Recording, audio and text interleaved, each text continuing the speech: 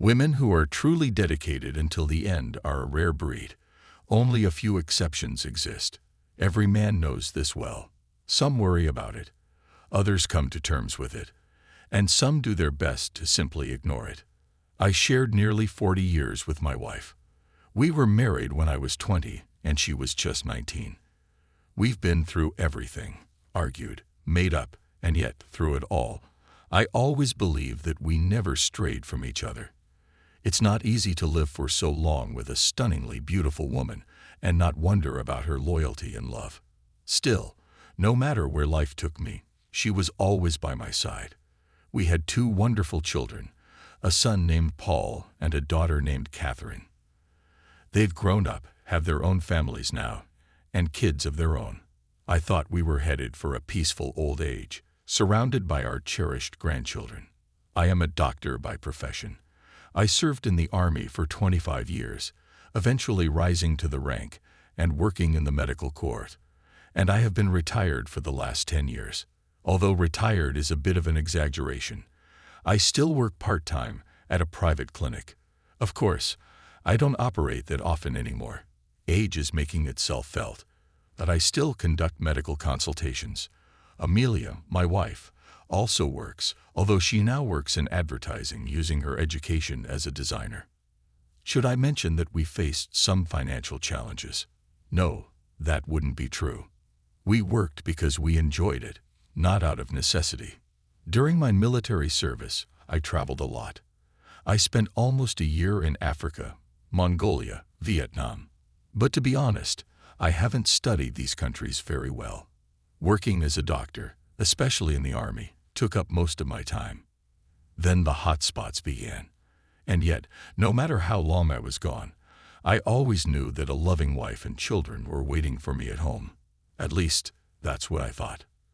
Unfortunately, as it turned out, I was living under an illusion. Despite her age, Amelia has managed to maintain her natural beauty. She always took good care of herself, and it showed. Her figure was as youthful as ever, and not a single wrinkle mirrored her face. When we walked together, people often assumed she was my young lover. The contrast was undeniable. A young blonde and a gray-haired man.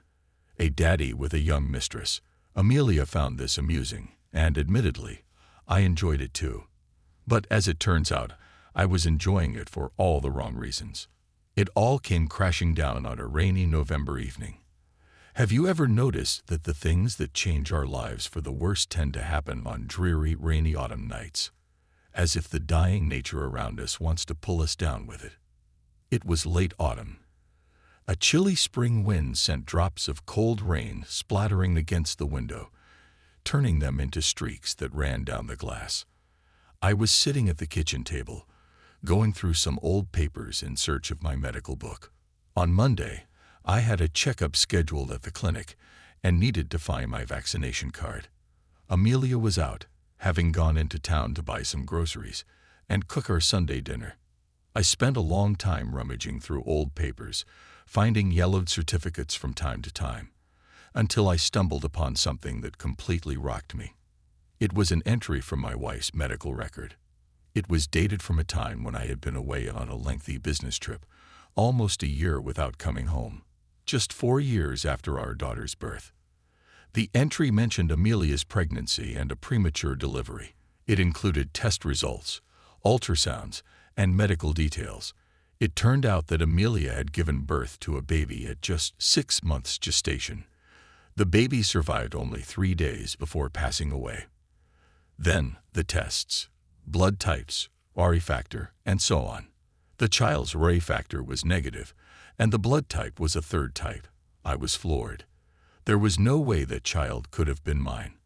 Amelia and I both had the second blood type with a positive RE factor, which meant that our child could only have had those characteristics. Not to mention, I wasn't even in the country when this happened. I sat there, staring at the document, unable to process what I was seeing. Amelia had betrayed me. While I was away, she had managed to get pregnant and almost had a child. But who was the father? Not long ago, I was certain I had a strong, loving family, a wife I could trust, and a bright future ahead. Now, Everything felt like ruins. I eventually gathered myself. I put the documents back in their place and carefully tucked the disturbing extract into my briefcase. The priority now was to stay calm. Don't panic. The fact that Amelia had cheated on me was undeniable. Part of me wanted to confront her immediately, but I needed to understand the full story first. When it came to the kids, things were simpler. There was a 9-year age gap between them. Both Paul and Catherine had the same blood type, second, like mine. There was no doubt they were my children. They looked like me when I was their age, as much as children can resemble their parents. But even knowing that didn't bring me any peace. I couldn't understand why she'd done this to me. We had gotten married for love. I had spent almost 40 years taking care of her, being devoted to her. There had never been anyone else for me, despite my attractive looks and the attention I got from other women. But for me, it was always just Amelia. Throughout our marriage, I had done my best to surround her with love and care. It sometimes felt as though I'd never known any life but the one with her. She was everything to me, and more. My heart ached. I stepped out onto the balcony to clear my head. As I looked down, I saw a car stop near our entrance, lit dimly by the streetlight. A few moments later, Amelia stepped out, followed by a man. He opened the back door and took out the bags. Amelia gave him a quick kiss on the cheek, grabbed the bags, and walked into the building. The man slid into the driver's seat, and the car slowly pulled away from the yard. The situation just kept getting worse. The front door clicked open. "George, are you home?" Amelia's voice came unexpectedly loud, and in that moment, I realized I couldn't hold back any longer. It was time to face the truth. I was just at Maria's, catching up on the old days. Amelia's tone was neutral. "We stayed a bit longer than planned. I'll whip something up quickly." I felt a sudden rush of heat. "Why do you sound so indifferent?" She kissed me on the cheek, and I immediately noticed the fresh scent of alcohol lingering in the air. "Don't pull that face. We had a little champagne with Maria." She wiped the lipstick off my cheek. "So, did she drive you home?" I tried to keep my voice steady, but the tension in my chest made it difficult. Amelia looked at me with a look I didn't recognize, one that made it clear she was unsure of how to respond. "George, stop it.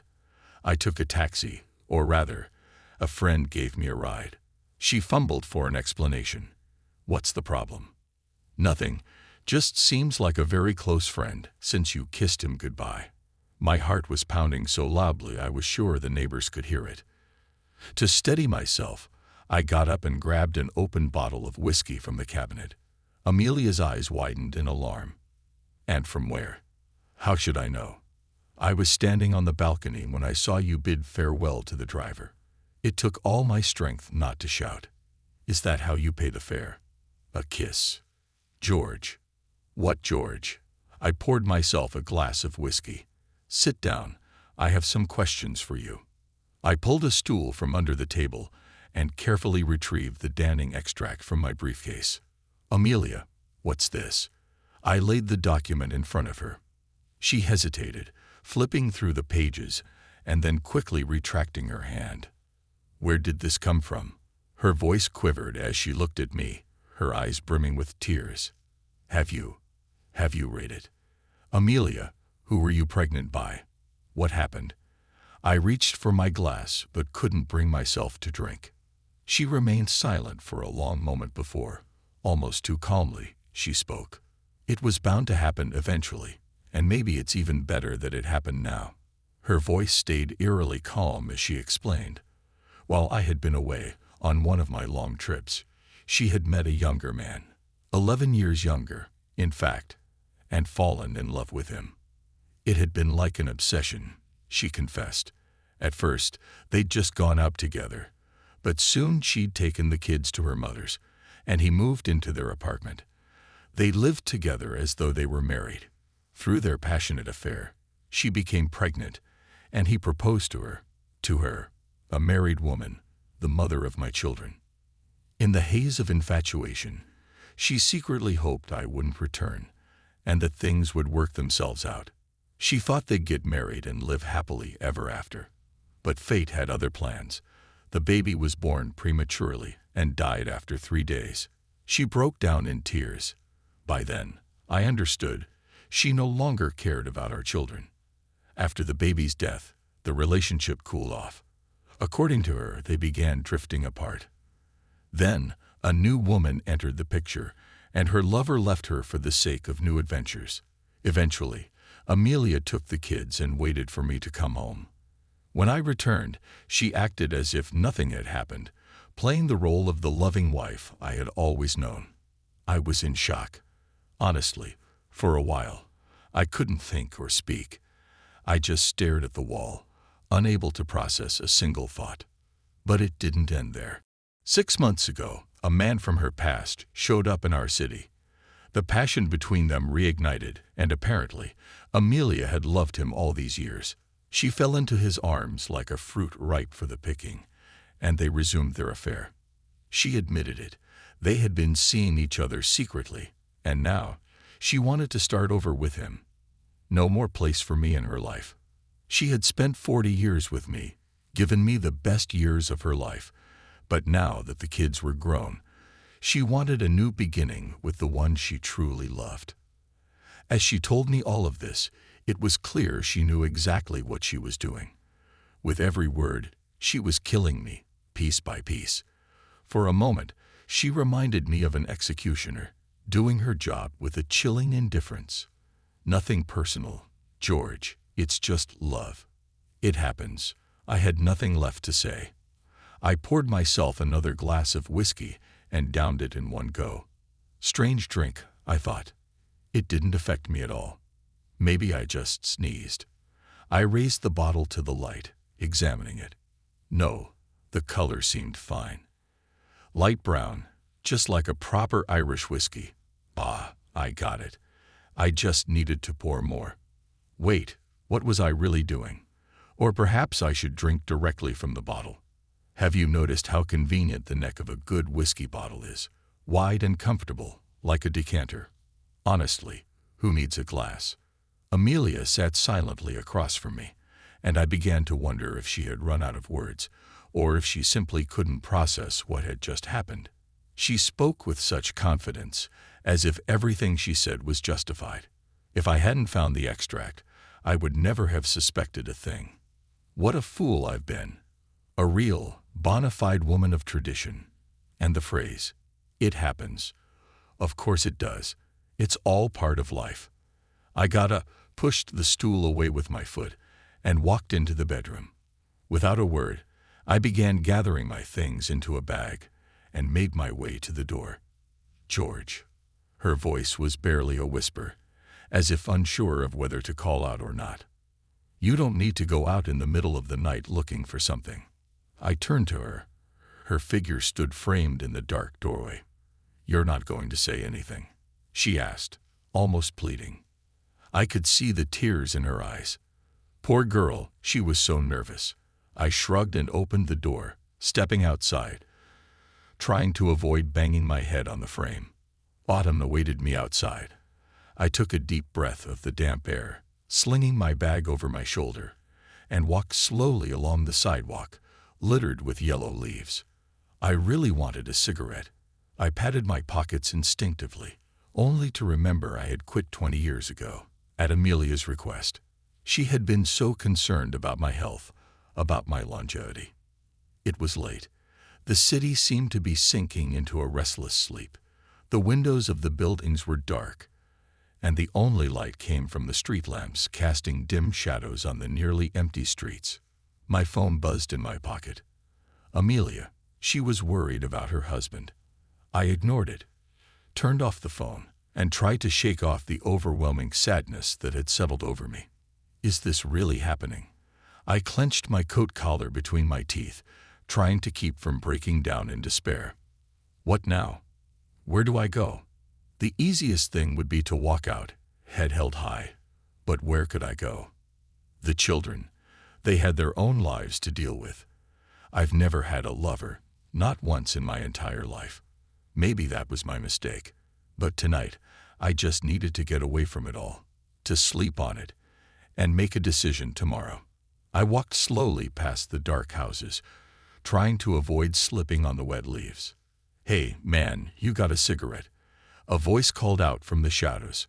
I turned, swallowed the lump in my throat, and disappeared into the night. Amelia carefully removed her lover's hand from her chest and quietly slipped out of bed. For the first time in years, they had been able to love each other without the constant fear of discovery. Wrapping herself in a robe, she wandered into the kitchen. An unfinished bottle of whiskey sat on the table.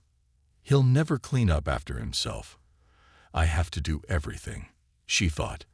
And then, unexpectedly, her mind kept drifting back to her husband. George, where is he? Why isn't he answering his calls? If only none of this had happened. Amelia gazed out of the window. Autumn. Night. Rain. Why does my heart hurt so much? She wondered. A blinding light suddenly filled my vision, like a special forces squad charging into a criminal den. Ah, finally. A man's voice, close and warm, echoed. I struggled to turn my head. "Welcome back, George," my boss grinned, barely able to contain his joy. "Am I?" I could barely manage the words. "Yes, you're in our clinic. You were brought into the emergency room with a traumatic brain injury last night. We had your documents, so we knew who you were. We operated right away, and now you're back with us. We've informed your children and your wife. Your son is on his way, and the investigator promised to come by after lunch." Wife? Did I have a wife? Recent memories twisted painfully in my chest. Wife. I didn't have a wife anymore. The door to the room creaked open. "Dad, hi, how are you?" My son Paul kissed me on the cheek. "You really had us worried." He gently placed a package on the bedside table. "Here are some fruits and juice. The other one's not allowed yet." Paul adjusted my blanket. "Mom hasn't been able to come yet. Some urgent matters to attend to." She shouldn't come, I thought. Good, good. Just don't worry," Paul added, trying to reassure me. It seemed like Paul knew everything about the split. I wondered what Amelia had told him. What do ex-wives say in such situations? He didn't love me enough. He didn't care for me like he should have. He killed the woman inside me. Enough self-pity. I reminded myself, the past doesn't count. I was discharged 2 weeks later. Amelia visited twice, but I refused to see her. The past doesn't count. For the first time in my life, I rented a small apartment near the clinic where I worked and began adjusting to single life. The breakup had a dual effect on me. On one hand, there was the sting of betrayal, and on the other, an unexpected sense of possibility. I knew one thing for sure, though. No new relationships. The wound from my marriage was too fresh. Then came the divorce. I was not only without a wife, but without a home. The kids took a neutral stance, though it was clear they were more aligned with their mother. Work became my refuge. I resumed performing surgeries and tried to bury the mental anguish beneath the pressure of my patients. I wasn't like those men who turn to alcohol after a breakup, wallowing in misery. About 2 months later, an old friend called. "George, do you remember a few years ago when I borrowed a large sum from you?" he began. I did remember. 3 years ago, Sam had borrowed a hefty amount of money from me. He had been dealing with serious business troubles and had nowhere else to turn. I had just sold my mother's apartment, so I had the cash. When I lent him the money, I didn't ask for repayment terms, knowing full well that Sam couldn't pay me back right away. Sam had sorted himself out, but he didn't rush to return the debt. If I'd asked him for it, I'd have lost a friend. My father always said, when you lend money to a friend, imagine you're giving it away. If you value that person, never remind them of the debt. When the time is right, they'll return it if they can. "Thanks for helping me out back then," Sam continued. "I'm back on my feet now, and my business is doing really well. I invested your money in it, and now it's paying back handsomely." He handed me a bank card. "Here's your debt with interest. It's 5 times more than what you lent me." It was more than generous. I used the money to buy a small cottage near the city and a car. I didn't have time to manage the house myself, so I hired an assistant. She was nearly 15 years younger than me, young, pretty, and already married. Natasha had been married for almost 20 years, but no children had come from that marriage due to her infertility. Her husband had eventually left her for someone else. I heard all of this from a neighbor. Natasha didn't talk much about her past. I had no interest in anything beyond her work as my assistant. It had been about 6 months when I had a sudden health scare. One day, while chopping wood, I felt dizzy, then suffered a terrible headache and lost consciousness. I woke up in the hospital with Natasha sitting next to my bed. She had called the ambulance, and when the paramedics arrived, she was holding my head in her lap. It turned out everything was fine, except that a traumatic brain injury takes a while to heal. After that, I started seeing Natasha in a new light and realized just how beautiful she was. Somehow, our relationship deepened, and at one point, I asked her to marry me. We tied the knot that fall. 3 months after we married, Natasha started feeling ill, vomiting, headaches. I immediately took her to my clinic, and imagine my surprise when we found out she was already 2 months pregnant. I remember Natasha telling me at the time, "No matter what you say, I'm keeping the baby." I hugged her tightly and kissed her on the forehead. It was in that moment I understood something important. When fate closes one door, it always opens another. Life, it seemed, was finally starting to improve. But then, just before New Year's Eve, Amelia called. "We need to meet," she pleaded over the phone. "I've booked a table at a restaurant. Please, come by 7 in the evening. I beg you." "George, forgive me." Amelia's voice trembled, and tears began to well up in her eyes. "There hasn't been a single day that I haven't thought about you," she continued, her voice cracking. "I made such a terrible mistake. I betrayed you, our family, our children." She kept talking, her words flowing in a rush. But I couldn't move. I just sat there, looking at the woman I had once loved with all my heart.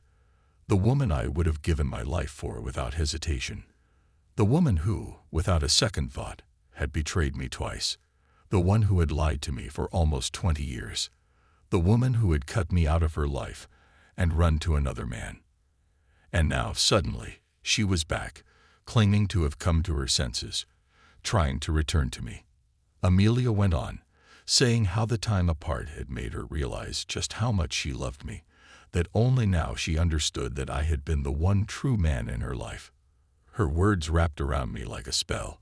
For a moment, I felt myself being pulled in, her voice, like the lure of a siren from Greek mythology, weaving a false narrative that I was the only one who owned her heart. I'm sorry, she kept repeating, as though casting some incantation. I couldn't help but watch her lips painted in bright lipstick, speaking such sweet words that only made me imagine her kissing and caressing her lover with those same lips. Did she really think I would believe her? That she was